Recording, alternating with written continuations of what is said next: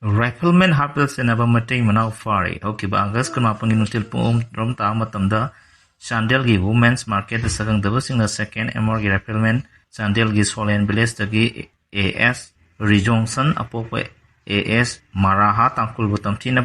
pura hatok lamgi thodo senaba mateng manau ngasi Sandel police na fari hairi. Police ki pauna hai bana parami ini dudi Tensubam Prem Kumar Elias Ravi amasung mahak loinabi Yangkong Ningol Tensubam Ongbi Isan Tombi Kawi Impal East District ki Porompar Police Station ki manung chana leba naharu makha patagi ni hairi ngasi ayuk sapi karong Police Station ki manung chanba Huishong Peng Anal Kuno area dagi Sandel Police ki akhanaba tima amana phagat pangam kibani mihar asigi matang da lekhidraba Riflemen si imung unung ki make dagi complaint file ama torokpodagi Sandel Police na FIR ama lokotuna mihar asigi mai lena investigation Kibani hai.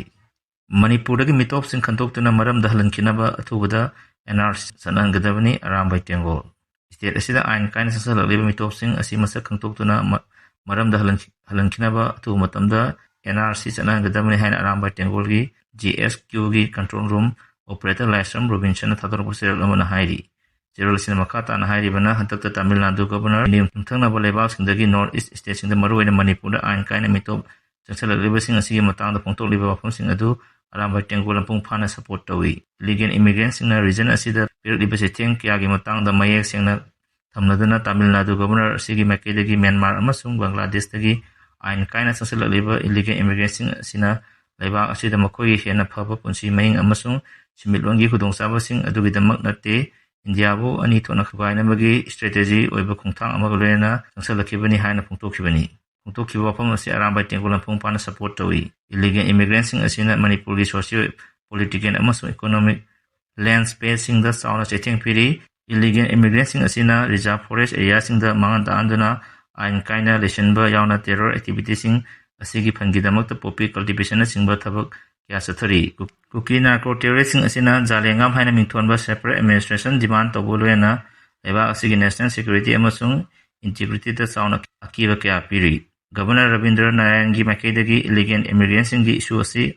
hena phungphana simai amagi nate India bu thuaina bagi ningchina plan toraba strategy amag loena sasalapani haina mayek sena phongtoloduna issue asi gi matangda pakthok sangthorok tringaida masibu laksana naba hena effective eba mechanism am putoku mathok tai haina phongtokiba leirabani aram by Tengol gi makedagi state asida atu matamda NRC sana handuna ain kaina sasala liba mitop sing asi maram da halan gadabani aina matam supagi oina demand toduna lakli masina state asigi demographic balance maintain tobodana tana national security amasung integrity mapungphana ngak senba ngangani masiga iroina na illegal immigrants sing changsalak pathing nabuida makta border fencing toba yauna border gi ahoba jaga sing asi seal toba matok tai masina ain kaina sasalakwa illegal immigrants sing control tobodana tana mateng pangbodana tana India bu maset thana thukaina honaba thawong singdagi kanmangongani central government gi makedagi leiba issue sing ase ko nabidamakta thu thabak sing lokot kadabani loina national interest asim pungpana ngak chennabidamakta border security sim hena pangal kalangadabani illegal immigrants sing issue asim pungpana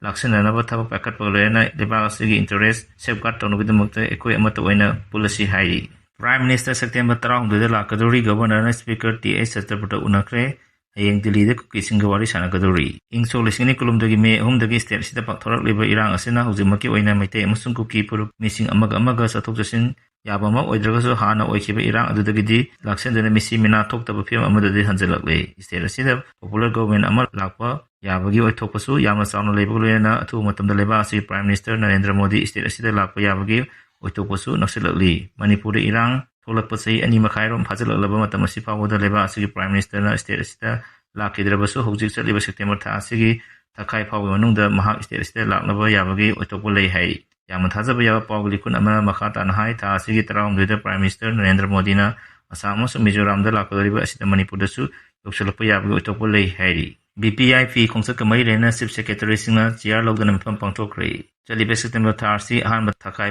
anong state asida Prime Minister Narendra Modi laklaba yai haina kana thajarengi marak BPIP visit kamai lena preparatory meeting ama pangthokre press na phonga pawgali kun amagi matungina meeting asi hokiba tang kontra the Chief Secretary Punit Kumar Goyal na chair logdana Manipur Secretariat short bokta leba main conference hall pangthokibani hairi meeting asida BPIP singna lakadaba lambi sing samjanba helipad semba amasung athok taba thabak ramsingi matang da kumna khana ki hairi Ngarang numidang New Second Leba Yum Amada Nupi Nupa Yauna Sana Yunaraga Juwar Sanarmba Miyam Ama Ima Ibel Mayamna Park Police Station Kray Hairi. Mayam Ama Sanato the Center Hairi Parvin Singporam Park Police Station Sinakri. Speaker Secretary Potaga Honorable Governor Ngarang Sarkar Siam Matang the Punkai Marom Ras Babanda Wari Sanakray Hairi. Awang Mutaki Tazavia Pau Amana Atu Matamda September Tamanung the popular government Amas Yalavaya Hairi. Housi Power and the Barwe Pau Pizza Matang Silajare Makata of the Kidamak, Mayampunanga Ministry, Senate, Simu Sipidana Light and subscribe to Viramu.